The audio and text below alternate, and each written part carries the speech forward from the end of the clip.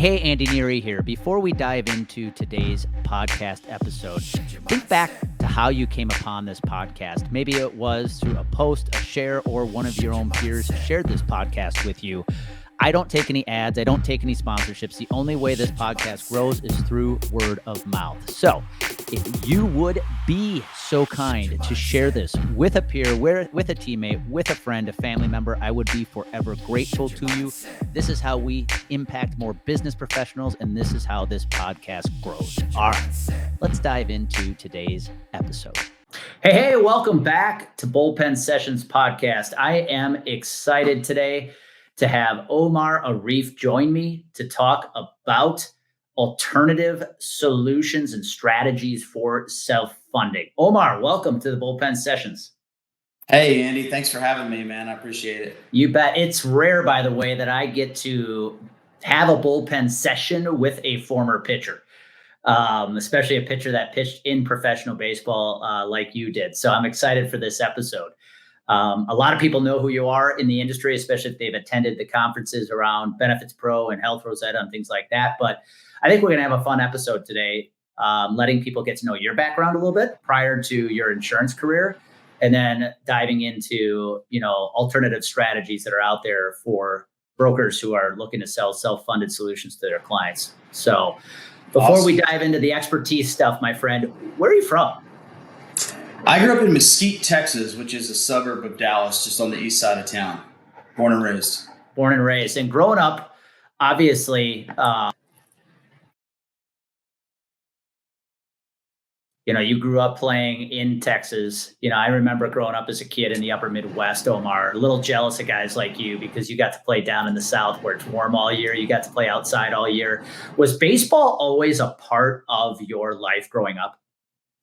It was, starting with YMCA T-ball at age 4, spring and summer every year until I was an adult. So yeah, I was every sport under the sun until about middle school. I got some bad grades in middle school, so my dad didn't let me play basketball. It was 8th grade. And then I was just baseball and football through my freshman year in high school. And I made the varsity as a freshman on the baseball team. So my varsity baseball coach said, "Hey, I'm not going to make you quit football, but you need to quit playing football." Kind of how that went. Yeah. What was it like? I had a gentleman by the name of Chris Carter on the podcast a while back, and he owns an agency in Houston, but played high school football in Texas.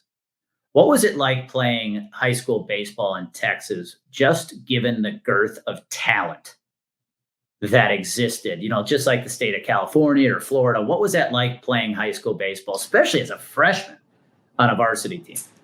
Yeah, I made the freshman as a varsity, and I'm a 14, maybe a 15-year-old kid playing with grown men, and we had 5 or 6 guys on that team when I was a freshman that went on to play college baseball. A couple of them I actually followed from Poteet High School in Mesquite over to TCU. But I remember getting deep into the playoffs that year and seeing guys that were going to A&M, guys that were going to Texas, guys that were going to be in the Big 12, in the fall, and thinking, wow, these guys are legitimate players.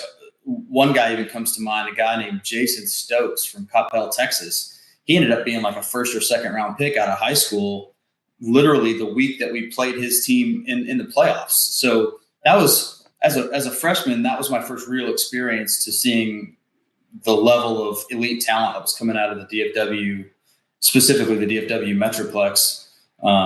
I played at a 4A high school where every year we had 2, 3, 4 guys moving on to the next level. So it was, it was nice prep for Division I sports. I was going to ask you, standing on a mound as a freshman, pitching against seniors, because there is such a growth that occurs for males, for boys between the ages of 14 to 18, right? Can you go back and recall what it was like to stand on the mound as a freshman facing seniors? Well, it's funny because I didn't really pitch. We had 3 or 4 really good seniors. 2 of them were Division I scholarship guys. So as a freshman, I didn't hardly pitch at all. I played the outfield. So I did both in high school. My sophomore year was when I really started, when I became sort of one of the leaders on the team and a starting pitcher. And I remember specific at bats from high school. I'll give you a prime example. I was the opening day starter my sophomore year in high school. This would have been 2001. We're facing Jesuit High School, who's always loaded with really good baseball teams. The first hitter I face is a guy named Michael Holloman, who's a senior, and he's a big time prospect going to Texas the next year. He ended up playing in the big leagues. So he worked out. He had a great baseball career. But I remember I struck him out on a backdoor 3-2 breaking ball, first hitter of the game. And that was the moment I was like, all right, I can do this. I'm on these guys' level. And I actually, believe it or not, I threw a no-hitter that game, my first varsity start as a sophomore on the mound. I remember weird things like that. I remember at-bats from guys that I faced in high school and college. Yeah, that's interesting. That's one awesome, unbelievable that your first true varsity start ended up with a no-hitter. I mean, that's kind of like Disney-like storylines there. But even, again, doing it, playing against the talent you did play against in Texas is pretty amazing. Again, I look at growing up in Wisconsin, right? Like if back in 1996, when I graduated from high school, if we had one guy in the state go big time D1, it was a big deal. And by big time D1, I'm talking about like the Big Ten. Yeah. And so for you to play against teams every week that probably had 2 or 3 guys going D1, it sets the tone of what you expect of yourself, because you went on to play college baseball at Texas Christian, TCU. And playing at a high level like that, at a program that's been in the College World Series, what was that like for you? Did you see a big shift when you went from pitching at the high school level to pitching at Texas Christian, one of the top programs in the country? Yeah, I mean, it doesn't matter how good a high school ball you play. There's a massive jump when you go from any level of varsity baseball to the Division I level. And there are guys in high school that have that level of talent, but you might face 1 or 2 guys per team versus every guy on a college team has that level of talent. And so it is a big jump, and it was a huge adjustment for me because I was a hard worker in high school, and I was more talented than most of the guys I came across. But then you step up to that next level, and it's like, you're not special. Everybody's got this level of talent or more. So now what are you going to do to separate yourself? And it's hard. It's not just hard to get there physically. It's harder to get over that mentally. It's like, I don't have any advantage on any of these other guys on my own team that I'm competing for playing time for, and the guys on the other team who are trying to beat us. It's different. And it was a shock to me because, I had some struggles my first couple of years in college. I got hurt my freshman year. And then my second year, I'm trying to have a bounce back year as a sophomore. And our coaches they brought in I think we had like a top 5 recruiting class in the whole country that year. So there's some just studs coming in behind me that are now competing for time. And I frankly just got buried behind some guys that were better than me as a sophomore. So I go 2 whole years in college without hardly seeing the playing field. Yeah, that story resonates because that happened to me my sophomore year. Not so much having a stud class come in, but I definitely did not perform the way I wanted to my sophomore year. My sophomore year was by far my worst year at UW Milwaukee. I actually thought about transferring or quitting after that. It was so bad that year. Walk us through, though. Here's what I'd love for you to do, because I think you and I are probably very aligned with this. A lot of people see a pitcher, and for those who haven't seen you throw your southpaw, they see the pitcher throwing on the mound inside the lines during the game. But walk us through what you had to do outside the lines, off the field, to make sure you are prepared to show up on the field for your start, or even to be in the bullpen and be effective. Because I think a lot of casual fans overlook, they see a pitcher, a pitcher doesn't really have to be an athlete. They can just get out and throw. No, there's a lot that goes into pitching off the field. Walk us through your routine a little bit. Yeah, I was always a runner. I forced myself to run in high school to get myself in cardiovascular shape. And so in college, it was a little bit easier for me to get through some of the workouts that we did back then. But yeah, to pitch, well, there's really two paths. If you're a starter, you know when you're going to pitch, and you pitch once a week, and there's a whole protocol for what to do during your downtime when you're not pitching in a game, versus being a reliever where you've got to be ready almost every night, and you've got to be ready. You've got to make sure that your body is able to bounce back from, pitching on Friday night to turning around and doing it again on Saturday afternoon, even if it's just for an inning. So for me, it was always just about taking care of my body, making sure I was icing after I was done pitching, making sure I was running to keep circulation going so I could repair my body quicker, and then just being smart about when I was hitting the weight room and why. I think that's one of the things that's changed so much in the game of baseball over the last 15 years is, when I was in high school and college, our strength and conditioning coaches were football coaches. And they didn't always have the best protocols for baseball specific movements. And nowadays you see very hyper specific training regimens for pitchers, which is why a lot of guys are throwing harder than they've ever thrown. I mean, you look at the game 15 years ago versus today, it's completely different. Most pitchers are pitching away from contact, not to it. They're throwing harder, and guys are stronger. Where like late 90s, early 2000s, a lot of hitters were doing steroids so they could make the ball fly. Well, now nobody's on steroids, but the ball flies farther. So you have these really strong guys that can hit the ball off the end of the bat and it'll still fly out of the yard. And so you have, pitchers trying to throw 100 miles an hour with 88-mile-an-hour sliders so they can miss bats. Yeah, it amazes me how hard pitchers throw today on average. Crazy. I feel like every reliever coming out of the bullpen's 96 to 100.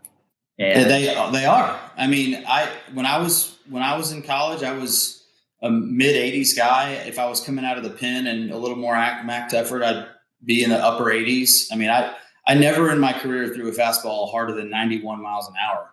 And nowadays, 91 miles an hour is table stakes, really. While you were at TCU, did you get the chance to play in any College World Series? We didn't. So okay. We made a regional every year that I was there, and we're knocked out of every regional we played in. So my freshman year, we went down to UT. Texas hosted a regional. They beat us. My sophomore year, we were at Baylor. They had a really strong team in 2005. They beat us. My junior year, we went to OU and got beat by OU in 2006. And I actually transferred after my third season at TCU. I transferred to Long Beach State in California. And when I was at Long Beach, we hosted a regional. I was a senior, and I thought, all right, cool. This is the year we make it. We had a solid team, and we got knocked out by UCLA that year. So all 4 seasons we were out in the regional. So I'm curious. I got 2 questions about that. Number one, what led you to transfer your senior year? Because transfers today are a lot more abundant. There's a lot more of them today than we've ever seen. So what caused you to go to Long Beach? And then for the people who don't know, Long Beach State is known as the Dirtbags. The Dirtbags. Yeah. How did that name come about, and what was it like to play for the program? So let's start with what led to the transfer. So I loved my time at TCU. I have nothing bad to say about the program. I still root for them. Still love Horned Frog football. I just needed a fresh start. Like I mentioned, I pretty much sat the bench for 2 straight years at TCU. My junior year, I had an okay season. But I didn't get drafted. And that was my goal. My whole life, that was my goal, was to be a Major League Baseball player. And I got drafted out of high school by the Houston Astros. And I wanted to go to school. I wasn't willing to forego school because I was drafted late, and I wanted to get the experience of college. So, but you're draft eligible again after your junior season, and I didn't get drafted, and I just felt like I needed a fresh start. It was nothing that, anybody did wrong, me or the coaches or anybody. It's just one of those things where I needed a fresh start. And at the time, you could transfer without any sort of having to sit out a year. So in football at the time, you had to sit out a year before you could play. That wasn't the case in baseball, so I could transfer and play right away. And so I played summer ball with the second baseman from Long Beach State, a guy named Matt Klein. And Matt was like, hey man, we lost our entire weekend rotation to the draft. Why don't you transfer out to Long Beach State and play with us? So that's kind of how that move happened. And I took a visit out there that summer, really liked the coaches, really liked the campus, and made the move. And it worked out really well. I got exactly what I wanted. I had a great senior season. I got drafted by the Arizona Diamondbacks, so I got to continue my career, and it all worked out for everybody. I love that. I'm curious. So again, the sports junkie in me would love to know what's behind the name the Dirtbags, because they have the nickname the Dirtbags. Yeah. So the school is actually called the Long Beach State 49ers. So the Dirtbags is like an unofficial name specific to the baseball team. And that came about in the 90s when there was a head coach at the time named Dave Snow, pretty well-known college baseball coach, took them to their first few World Series in the 90s. And Dave was an old school guy, just stickler on playing hard and being tough. And that nickname just spawned from his attitude that he implemented on his teams. They were just known as these, gritty, tough, dirty guys. Not dirty players, but just, these hard-nosed type of guys. Like, think about your Pete Rose types that just play hard all the time. And that's sort of how they got the unofficial nickname of the Dirtbag, and it stuck. Yeah, and there's been some amazing players that have come out of Long Beach. Jason Giambi, Tulowitzki, Evan Longoria. I mean, yeah, it's produced the Weaver, one of the Weavers. Jared Weaver goes on and on. Well, I'm curious. I want to make this very valuable for our listeners. And, something I see a lot these days in our industry is what I call the advisor transfer portal. They go work for an agency, and they work for 2 years because they have a salary guarantee. And then when that salary is about to go away, they jump to the next agency to get the next salary guarantee. It's like this transfer portal. And I've always argued that's great. The problem is if you're not changing, nothing is going to change. You can't just change your agency and think things are going to change for you. When you made that transfer from TCU to Long Beach to get that fresh start, I'm curious to know, was there anything you did to make sure you showed up differently with this fresh start? That's a great question. And the answer is yes. For me, it was just a complete mental reset. I had always done all the things to make sure that I was physically prepared.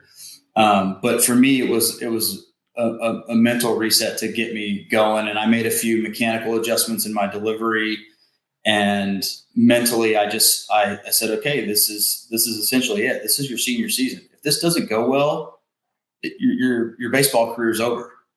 And it's I still remember this vividly, but we had the number one strength of schedule in the country that year. Long Beach State did. So my first, I had to fight just to get a starting job at Long Beach, but my first 5 starts were USC, Texas, Rice, Cal, Wichita State, Arizona State, Cal State Fullerton, UC Irvine. I mean, those are the first 8 games of the season. And so, I knew going in that it was going to be a challenge, and I needed to challenge myself in that way. So yeah, I think I was a completely different guy when I made that move, and I needed to sort of evolve and become better. That's awesome. I want people to hear that, because, if you're going to make a change, especially in our industry, the change is one thing, but you got to look in the mirror and say, okay, as I make this change, maybe it's a fresh start. What are you going to do to change? Because your results will not change unless you make your own adjustments. So I love the fact you said that. So here you are, you're playing pro baseball. Here's what I'd love to know. You're in the Diamondbacks organization. Was there a moment, because you spent 4 years playing college baseball, was there a moment in the minors where you're like, you may have had this expectation that minor league baseball is this entirely different step up, but did you have the moment where you're like, man, playing college ball in some cases was as competitive as where I'm playing right now in minor league baseball, especially given where you were playing? Hi, it's Andy Neary, and thank you for listening to the Bullpen Sessions podcast. Did you know the ideas shared on this show are things we actually specialize in helping you implement? If you're an insurance professional and you want to turn your credibility into consistent client acquisition, Visit CompleteGameConsulting.com and schedule a free strategy call. Again, that's CompleteGameConsulting.com to request your free strategy call. All right, let's jump back into today's podcast episode. Yeah, I mean, you could see that to some extent in the lower ranks of the minor leagues. Like where I was my first year, I was with the Yakima Bears in the Northwest League. It's a short season A-ball league, and you could tell there was some guys in that league that were maybe 18, 19-year-old guys who were just ridiculously talented, but weren't the polished player that you might have seen in the college ranks. So, and then, on the flip side of that, they were absolutely the college studs there too. So I'd say overall the talent level went up, but not by much. It wasn't like the jump from high school to college. The jump from college to minor league ball was a smaller jump. But it was still a definite step up for sure. Yeah, I wanted to ask because I know I had that moment. I can remember when I played in short season ball in Montana.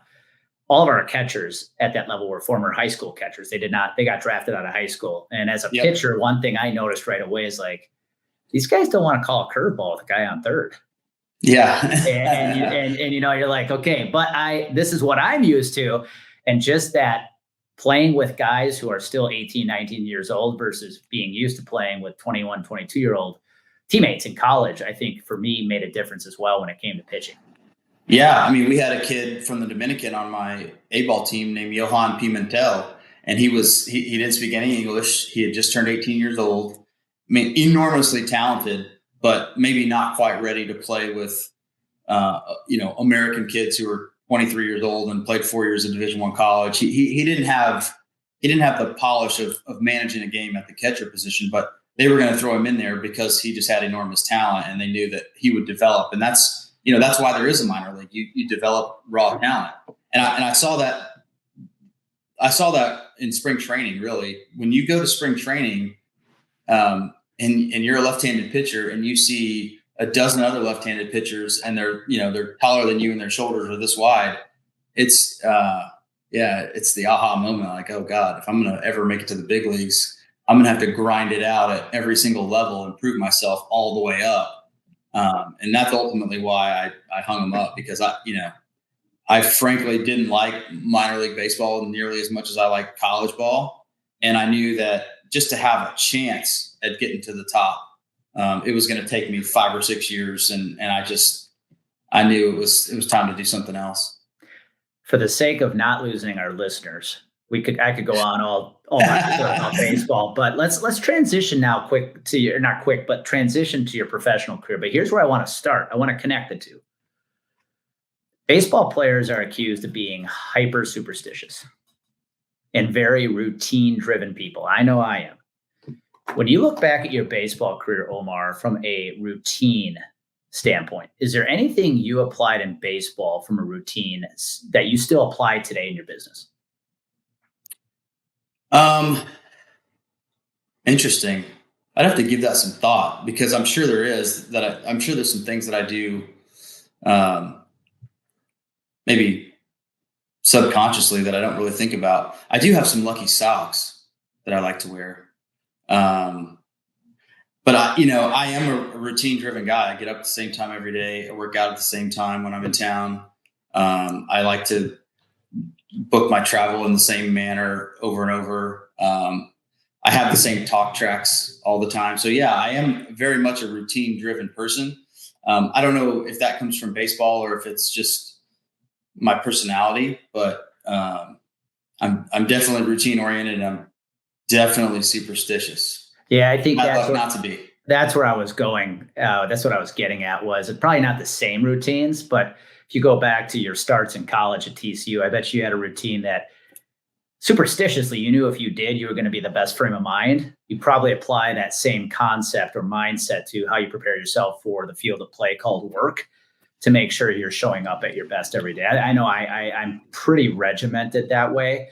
And I bring it back to my starts at UW Milwaukee. Like, I remember exactly what I did starting about an hour before the game to make sure I was ready to roll on the mound. It's kind of the same concept now, except I'm showing up for work. Yeah, I mean, well, that's a good point you bring up, because when I was in college, that was when a lot of college coaches were buying into hiring mental coaches, like sports psychologists for their team, and we had a world when I was at we had one at TCU, but when I was at Long Beach, we had a world renowned baseball sports psychologist named Ken Ravisa. He wrote a book called Heads Up Baseball, and he was real big on visualization and thinking things through before they happen. And I still do that today in business.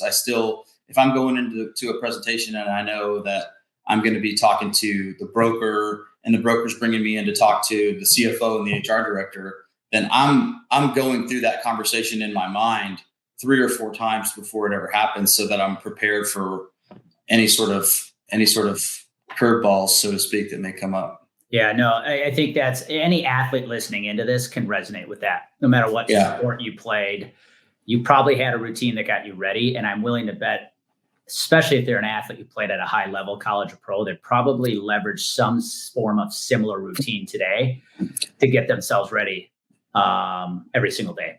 So yeah, you have to. Absolutely. And it's overlooked. I think it sounds simple in practice, but not followed by everybody. So, well, let's dive into what you're doing today. You're Chief Growth Officer of ClaimDoc. And ClaimDoc, you're in the medical claim auditing space, with a focus on reference-based pricing. And, you play in a world where talk about routine. A lot of businesses, a lot of advisors still are not diving into cost containment or self-funding out of sometimes fear. I'll say sometimes laziness, and sometimes just not wanting to change the way they do things.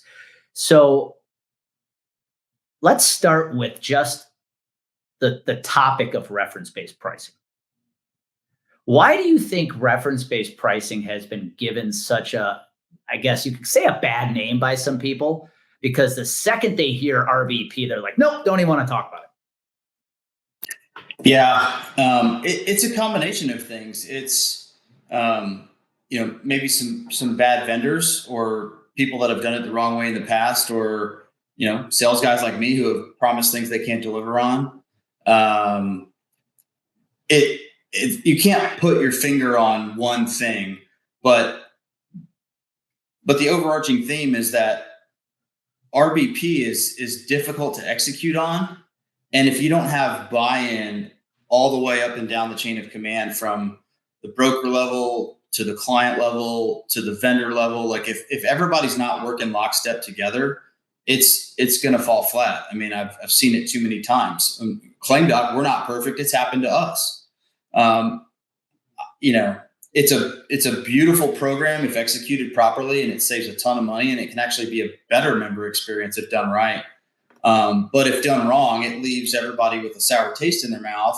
And that's why you sort of hear the horror stories about what this vendor or that vendor did and why it doesn't work, or why a broker will never do it, or, what this hospital did in a certain market.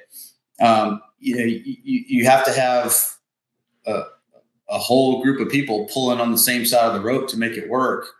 And going back to your question about, why it still hasn't grown, or employers maybe even being lazy, I think that exists too, because I got in this business in 2008.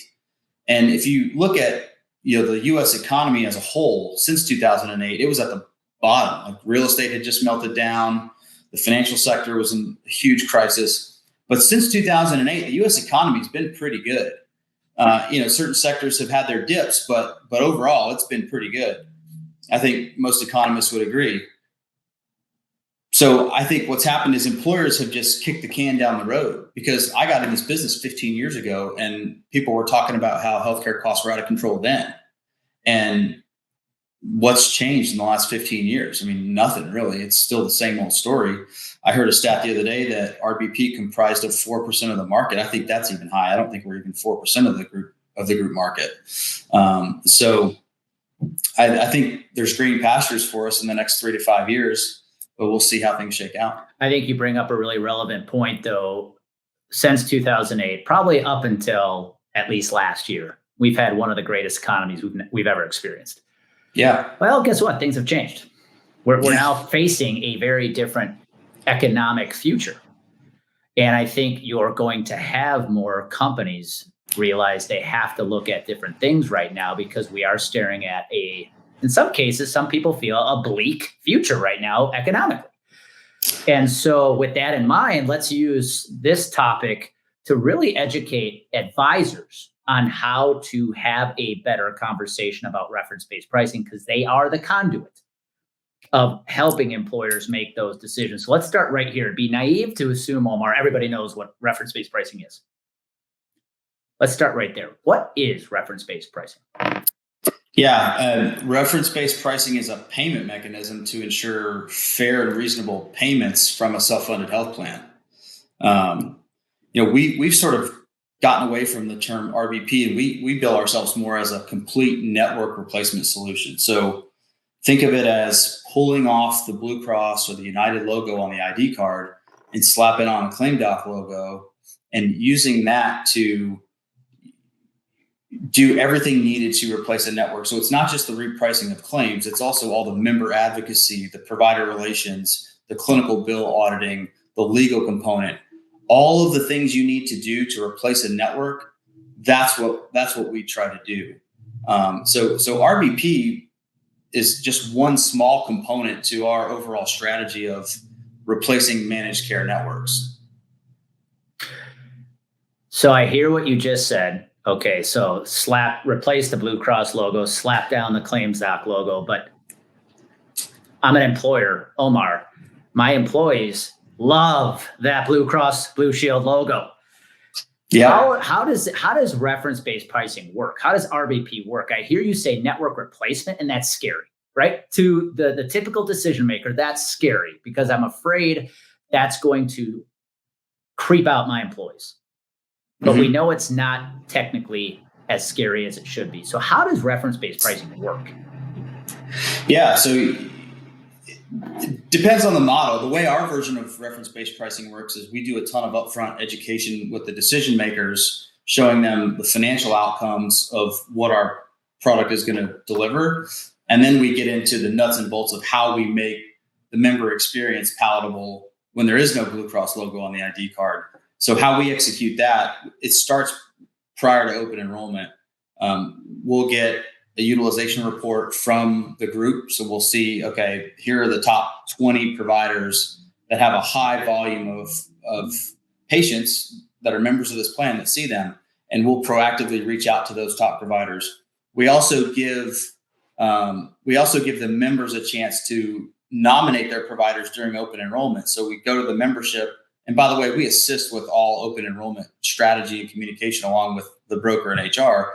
So we'll go to the membership and help with group meetings and say, hey, look, we're doing something drastically different. Here's how it's going to work. If you participate on the plan, give us a list of the docs you already see so we can proactively reach out to those folks and make sure that they're going to accept our new program. And so you think of it as, we don't call it a network, but think of it as building a custom network for each employer that we bring on the books. And we do this on several thousand life groups. We have a full team of member advocates that do this outreach. And that does a couple things for us. It makes the transition from Blue Cross to an RBP plan a lot smoother. And it gets the members of the plan familiar with who ClaimDoc is and what we're there to support. So now when, Betty Sue, who has been on Blue Cross for 15 years, and she has 4 or 5 doctors that she sees regularly because she's got a couple different issues that she's got to deal with. When we're able to take care of her prior to the effective date and make sure that she can still go see all of her providers that she needs to see, that quiets the majority of the noise in moving from a traditional PPO HMO network to an open access program. So that's kind of how we make that shift a little bit easier is we have member advocacy there to proactively help get people access to the providers that they want to see, and also let them know that we're here to support them with any other sort of problems that may come up or questions that they have around their health plan. Now, I made my own mistake because I teach people, you got to talk about the problem first before you can offer the solution. We went right into the solution. Let's get back to the problem for a second. Why is RBP even necessary, Omar? Like, why do we need reference-based pricing? Because I give my employees this medical ID card, they go to the doctor and a claim gets paid. Why do I need something like reference-based pricing? Yeah, you got me out of order too. I always start with the problem. So the biggest problem that we see is that if you go to a facility, whether it's an inpatient or an outpatient service, and you're on a traditional network plan, whether it's Blue Cross or Kaiser or United or a regional PPO, you are likely paying over 3 times Medicare for that same service. Okay. So when I go to a CFO of a 500 person business and I say, hey, you're paying 3 times what Uncle Sam's paying for the same service. How do you like that? They're like, what are you talking about? So the games that are being played between the carrier-owned networks and the large health systems, it predates Obamacare, but I think Obamacare has accelerated that to a certain extent because you have minimum loss ratios that cap the profits of large carriers, and then you have unlimited lifetime maximums. And those 2 things may sound good, but they've disincentivized the carriers from controlling costs for their members or their plans rather. And so I find it interesting that, if a carrier is hired by Medicare to manage Medicare in a certain geography for a population, they can do a great job of cost containment because they're incentivized to by the federal government. But when they're hired by private industry, when they're hired by employers in that same geography, in that same community, their networks don't have any sort of incentive to control costs for those employers. So they simply do not care. They actually want costs to go up because they can only drop 15% to the bottom line. And so the only way to increase profits is to make the top line go up. And that all comes at the back of the employer and the member. And so going back to your question, why is RBP needed? Somebody has to put some guardrails on large claims. I mean, this RBP is not, doesn't exist to pick a fight with the physician. RBP exists to control out of control spending at the facility level. So what we do to make that work for our plans is we audit facility claims and we reprice them on a more fair metric. That's it. I love how you said it, putting guardrails around large claims. You're not in the business of denying claims.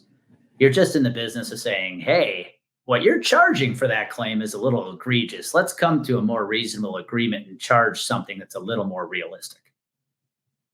Yeah, and those metrics, the benchmarks that we look at they're public data, and there's a ton of that data. So we look at Medicare and we look at the hospital's own self-reported cost, because every healthcare provider that accepts Medicare has to report their cost of services to the Center for Medicare and Medicaid Services. So we know what that data is. And we look at those 2 metrics, we mark them up, we decide which of those 2 metrics on this particular claim would have been greater, and we pay the higher of the 2. And that goes for every line item on a claim. And so it's really hard for a provider to say that we paid them unfairly when we guaranteed them a profit on that particular claim. When done right, what kind of savings are you talking about here? When RBP is implemented the right way, communicated effectively, works the way it's supposed to, what kind of savings are you guys generating for employers? That number's getting bigger by the day. We've said 30, 35%. Last year, we just finished an exhaustive study on our book of business from last year. So on our 2022 block of business, new business coming in, we saved our clients 43% compared to the PPO market. Wow. And that's, hear that number again, 43% compared to the PPO market. That's not just Omar, the sales guy, telling you that. That's something that we'll put in writing. That we have it in writing. That's impressive. Well, I know a fear that comes up, Omar, I would love for you to address if you can. Hey, man, this sounds great. Whether you're an advisor hearing this or a company, this sounds great. But I've heard, too, with reference-based pricing comes this big risk of balance billing. That all of a sudden, if we implement this program or I implement this for one of my clients, their employees are going to start getting hammered with balance bills, which means the doctors are now billing them for the difference in what your plan accepted and what they wanted to charge. How would you address that concern? Yeah, there's a number of ways. One is balance bills already happening in the PPO world all the time. I mean, the federal government just put in legislation to stop some of it. It's called the No Surprises Act. So it's not a whole lot different than what you would see in the world of traditional plans anyways. Our version of RBP comes with full balance bill protection, meaning, and not just balance bill protection, but appeal management as well for the plan. So if there's any sort of dispute on a claim, whether a hospital is appealing back to the plan or whether the hospital is billing a member, it's claim doc's responsibility to manage that dispute. And so for the life of every claim, we protect the plan and its members from any sort of predatory billing practices done by the hospital, whether that's a balance bill, whether it's collections, credit impairments, or litigation. I mean, we will fight a health system all the way through a jury trial if need be to make a claim go away. And in our 10-year history, we've never lost a court case. I want people to hear that, because I think this is what's keeping advisors away from talking about this more. Yeah, I mean, we're the only vendor that I'm aware of that provides legal defense with in-house counsel. So literally, our member advocates and our balance bill support team, they sit in pods together right next to our legal team. So we have a really good pulse on all of our clients at any given time, which is a huge value add. So here's what the last question I would love to ask about this, and I want you to take an unbiased approach if you can here. So if I'm an advisor listening in right now saying, okay, I know it's time I bring better advice to my clients. And let's be clear, to execute, to leverage reference-based pricing, the group has to be self-funded. Got to start there. Yeah. Great. Group is self-funded. I want to start having this conversation. Two questions pop up I'd love for you to answer. Number one, how do I effectively evaluate RBP vendors? That's where I want you to take the unbiased approach. But number two, how do I even bring this conversation up with my clients in the first place? Yeah. The brokers that have taken the time to dig in and really understand RBP and evaluate vendors have a massive leg up on those who have not. How to do it is going to be up to each advisor themselves as far as how they retain information. We invite brokers out to our home office all the time because we want you to see our operation. We want you to understand, how our claims flow process works, how we hold the member's hand through difficult, challenging issues, the whole thing. I mean, we're completely transparent with the way we run our operation. So we would prefer that. For brokers that haven't done it before, they really need to know who they're dealing with. And you got to make sure that if you're taking your client from, Anthem Blue Cross to an RBP solution, it can't be some garage band RBP solution that doesn't have everything figured out. And so I know every broker has different resources that are managed at the corporate level, but we've gone heavy into educating from the top down at the broker level to make sure that we're, educating a whole number of brokers in certain regions at certain brokers. So I would say, the consultants that work for big houses, they probably have those resources internally that they don't even know about. And then for the independent guys and gals that are out there, it's, good old fashioned picking up the phone and talking to the reps out there that can sort of guide you through the process. I pride myself on being a resource for the brokers that I work with, even if it means I lose a piece of business. It's happened to me before. So I've actually gone as far as recommending competitors to talk to. So they can call me if they want. Well, I appreciate you taking the time to come on today, because I think this is a topic that's still, as you said, less than 4% of the employers in America leverage reference-based pricing as part of their health insurance strategy. And there's a very big untapped market out there for a solution like this. And when done right, it can be beautiful. You said 43% on average you're saving off the PPO networks, but it's got to be done right. And I think a lot of brokers and employers have this inherent fear of bringing this topic up in the first place. So I'm glad we had a conversation about, hey, it's not as scary as you think it is. You do have to implement it the right way. Here are some things you can do to do it. But man, when you do it right, not only are you going to help your clients save significant dollars, you, the advisor, are going to look like a hero. Absolutely. No doubt. So I would love to wrap this episode up, Omar, with just some rapid fire for you, if you don't mind. Okay. I'm going to ask you some questions. Just give me the first answer that comes to mind. And we're going to have a little fun with this just so we can let people continue to get to know you a little bit more. All right. So I'm a pitcher. I was not given the size or the speed, the lightning bolt of an arm from God. Omar Arif, how tall are you? I am 5'11" and a quarter, barefooted. That's you too, my friend, are not a prototypical pitcher size-wise. I'm 6'1" on the roster. Of course you are, but you're a southpaw, so you have that advantage. All right. I know you answered this one already. I'm going to let you answer it again. What did your fastball top out at its peak? 91 miles an hour. Nothing to write home about. All right. Bottom of the ninth. You're about to throw a complete game. 2 outs, full count. What's your go-to pitch? Fastball down and away. Love that. Great pitch for a lefty, especially with the tail, right? Is there one batter, whether it was in college or pro ball, that you can remember facing that when he stepped in the plate, you're like, I don't know what that is, but that's different? Yeah, there was a bunch of guys. There wasn't any one hitter in particular. It was always a body type and a swing type. I tended to have problems with big right-handed hitters that had long swings because I didn't have an overpowering fastball. So they could always seem to get, even though they had a long swing, they could always seem to get to my fastball.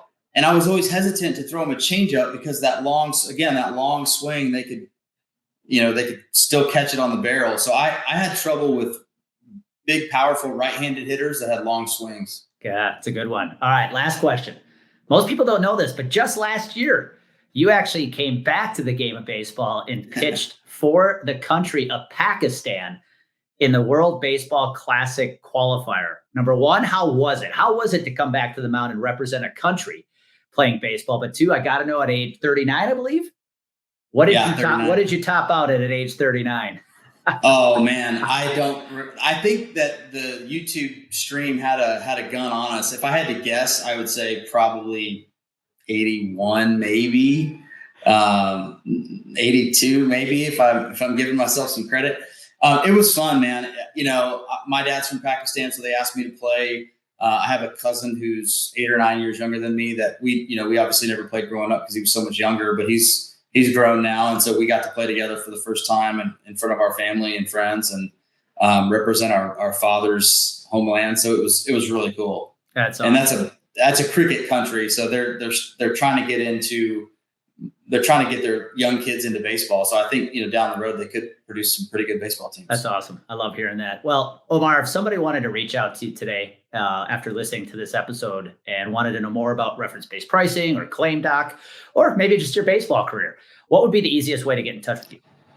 Yeah, they can find me on LinkedIn or, my cell phone, 469-939-7286. They can call me.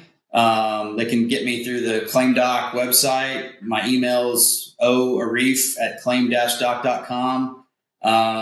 No Facebook or Instagram for me, so you won't find me there. But those are the ways. Definitely connect with you on LinkedIn. So, Omar, thank you for taking the time to be here today. If you listened into this, especially if you're in the health insurance industry, reference-based pricing is a very viable solution when educated properly and implemented effectively. So don't let the phrase RBP scare you or your clients away from doing something that could really help their bottom line and their employees.